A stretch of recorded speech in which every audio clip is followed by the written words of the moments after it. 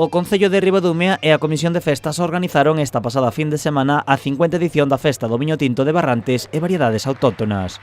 Un festexo que non deixa de crecer cada ano e polo que miles de persoas se achegaron a gozar de música, viño e gastronomía a Ribadumia. Para o Concello de Ribadumia é a festa máis importante como evento gastronómico, turístico, de movimento económico, sobre todo tamén da historia que nos acompaña. Un viño que, que é recoñecido en todo Galicia e, polo tanto, a verdade é que o queremos colocar onde se merece. Moi contentos como resultado final.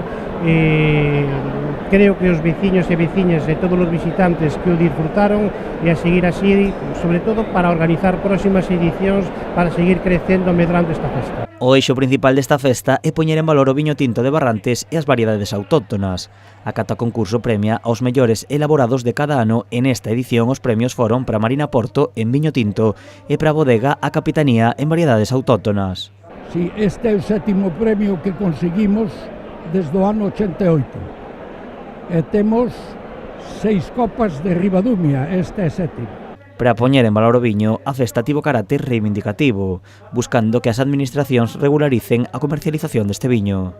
Eu creo que aspiramos a iso, creo que hai calidade para que todas esas romerías, todas esas festas que de alguma maneira están na nosa terra en Galicia, poidan comercializar este viño.